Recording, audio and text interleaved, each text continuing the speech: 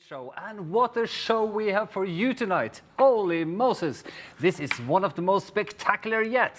So without any further ado, let's get on.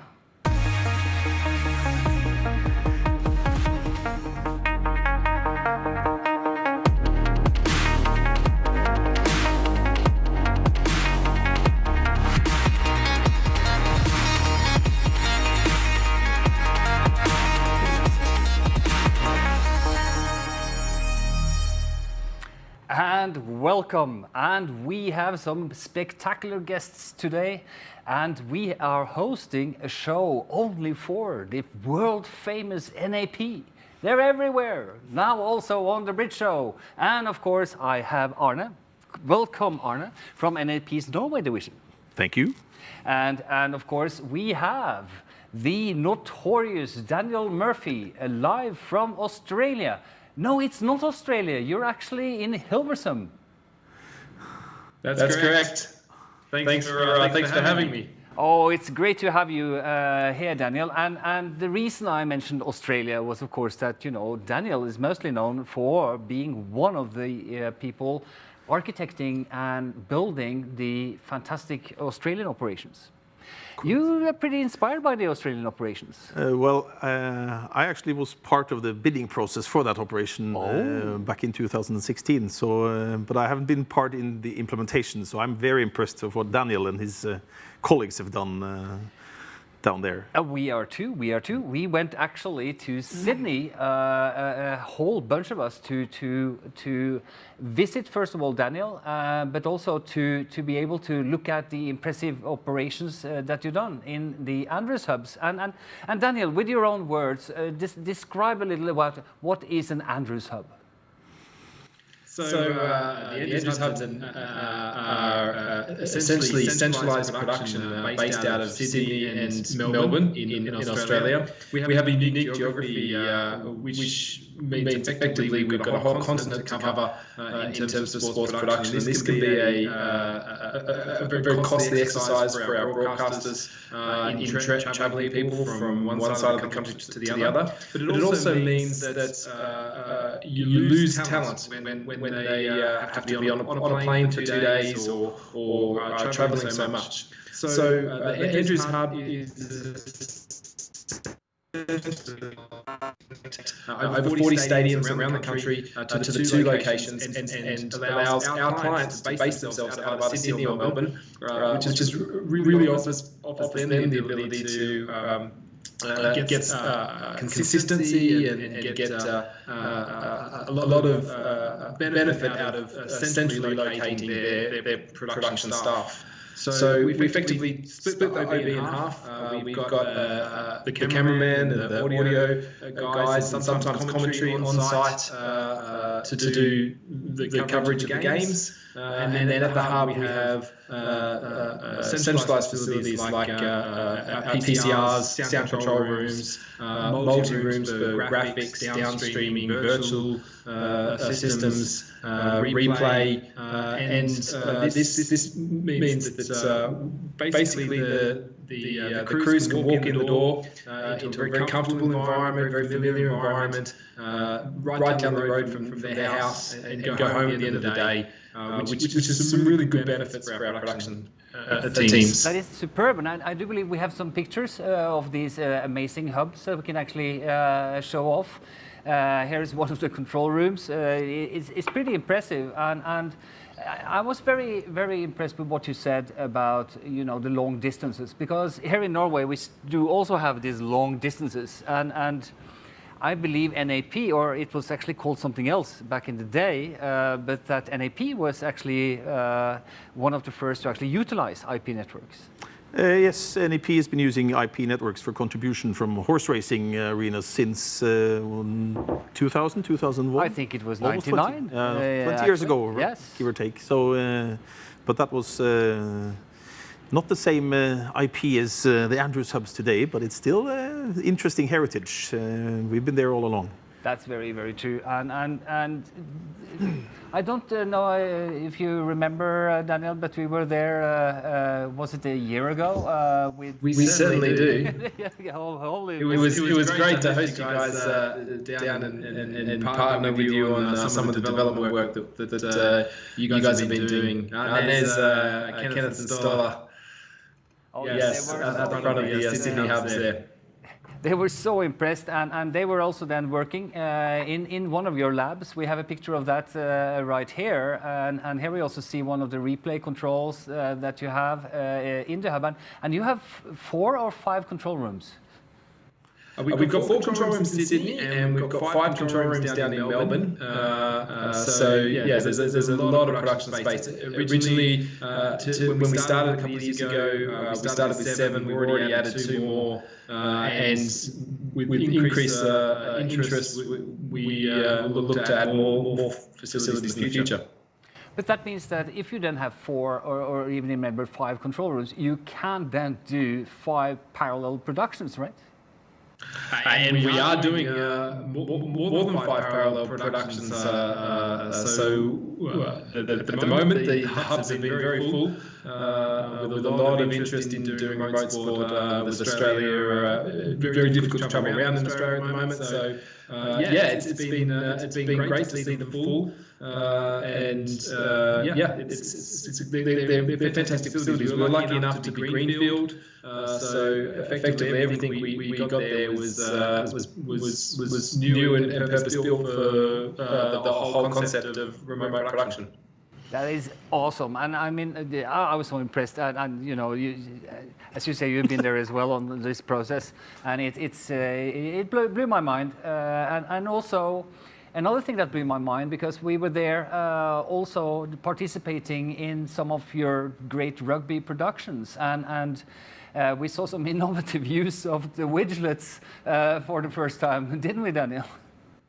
Yeah, this was fantastic. So having the team from BridgeTech down allowed us to do some intensive R&D, which culminated in us using for the first time the BridgeTech probe as a virtual waveform monitor, and using the widgets for monitoring and waveform monitoring inside the truck. And so yeah, we took it straight into the field and got a practical experience.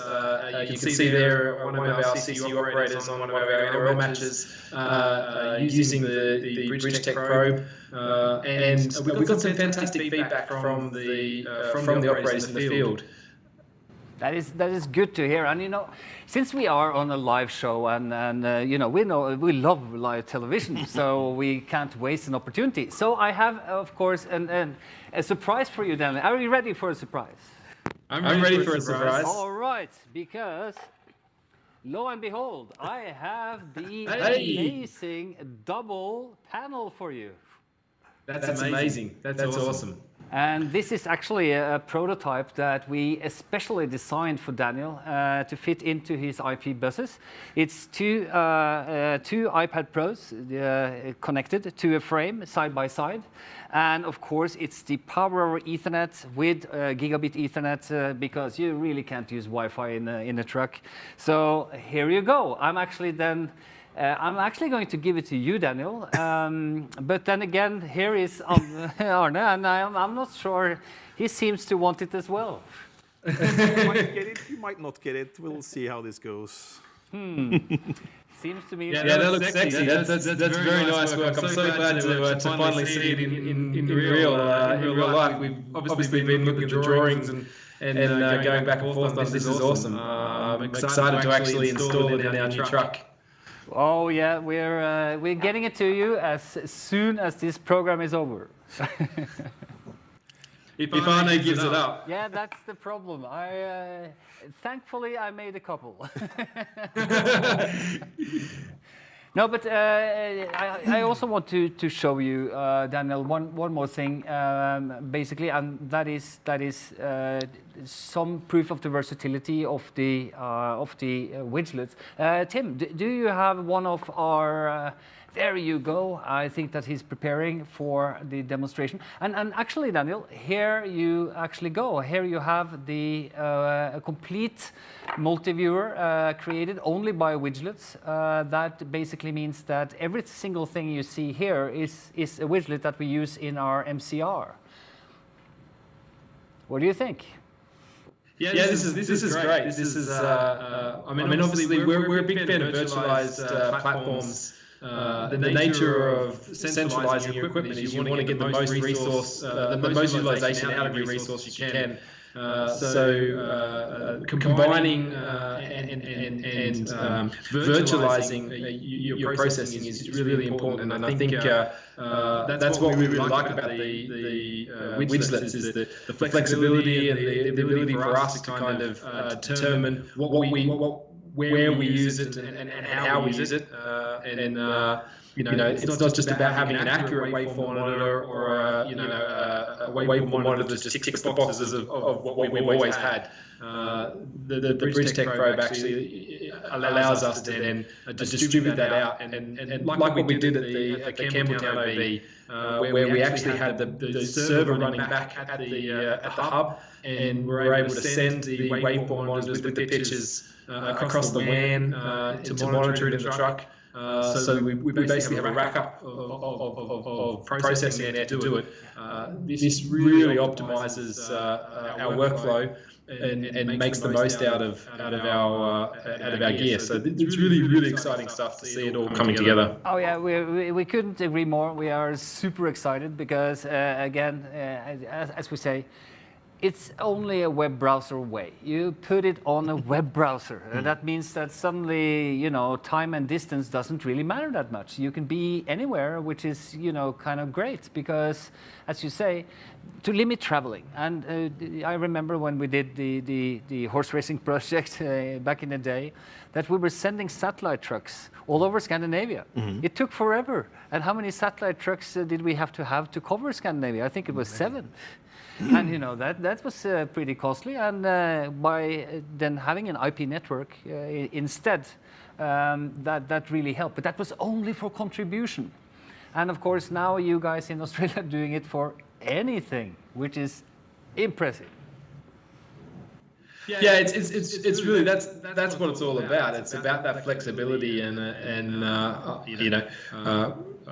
I think we've proven that when you've got a continent the size of Australia, it's almost 4,000 kilometres to our longest OB. The latency really does not prohibit you from actually doing these, centralizing your resources and doing these remote productions. And even with something like a waveform monitor, which has to be super fast, you can even centralize that. So you've got your push to previews to be able to see your cameras, and we saw that the response time was virtually the same as being in the truck. In fact, we're looking at side-by-side comparisons, and you couldn't tell one was running behind the other. So it is achievable, and that's what's really cool about the IP technology, and particularly what's cool about 2110. It's efficient, it's uncompressed, it's great quality, and it's really fantastic stuff. Oh, it really is, and of course I've been an IP enthusiast for my adult life, so I don't disagree with you, but the most impressive thing about what you've done in NEP is to make real, not just pretend and not do just part of the job, but everything. Everything is IP-fied, and that again means that it's totally flexible, and that's one of the most important things, that you can cater for anything. So I'm very impressed, but I want to talk about NEP Norway as well. Okay. Because you are going for IP, aren't you? Yes. We have, over the last few months, started operating more and more of our MCR infrastructure in 2110 format. So our MCR services for several different customers have now been transitioned to 2110. Cool. Very cool, and with a bridge deck probe in there, of course. But not everything yet, so we're working on a phased approach to do bits and pieces. So over the next few years, hopefully the whole operation is over in IP, and then, as you just said, then you have the flexibility of exchanging everything, because at the moment we have sort of a 2110 island with different coax islands around it and with interconnects, which is a limitation. But once we start migrating everything onto the same core network, then the sky is the limit. So we are really looking forward to getting there. We did the production last year where we were gracious enough to be able to borrow your amazing HD4 truck. And that was, this is from our award show last year, which was a huge success. And where we doctored your amazing HD4 bus a little, we IP-fied it, if you like. Added a little IP layer, yeah. Yes, we did, which was a lot of fun, but we were very, very impressed by the professionality and the attitude. And one thing that I must say, and to you as well, Daniel, that's one of the reasons I love you guys to death, is that the attitude of wanting to do what is necessary and do it to the maximum. That is something that I rarely find in broadcast anymore. Oh, it's again, the sky is the limit, and the imagination and the ideas, and then you push the technology. So Dan's project in Australia was basically pushing the limits of technology and pushing development of the technology to enable it to be done. So absolutely, it's fantastic. You're very right about that, because Daniel pushed our engineers to the limit as well. They had 6 days in Sydney, and I believe they've done a lot of coding. We love that. We love that. There's almost like a bit of a promise in the IP world, right? So we know what SDI delivers. We know that it's mature and that it's rock solid. I guess we get asked a little bit about, if you take away the need to transmit signals from one side of a continent to the other, why would you go IP? Why not do, for example, SDI islands? Why would you be pure and native IP completely in your facility? And for me, it's the promise of what IP will deliver. It already is delivering so much, and I think as a technology, it is moving so much faster than other technologies that we've seen.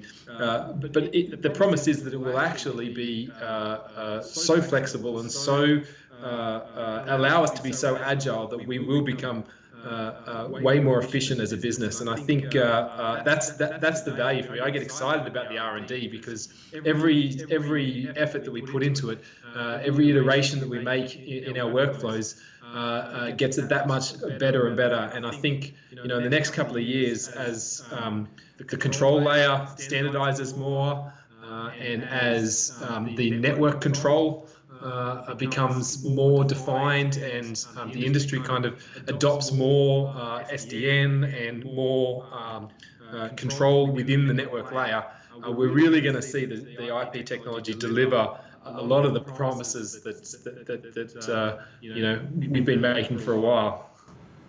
No, but it's totally true. And I also, one of my favorite kind of examples is that,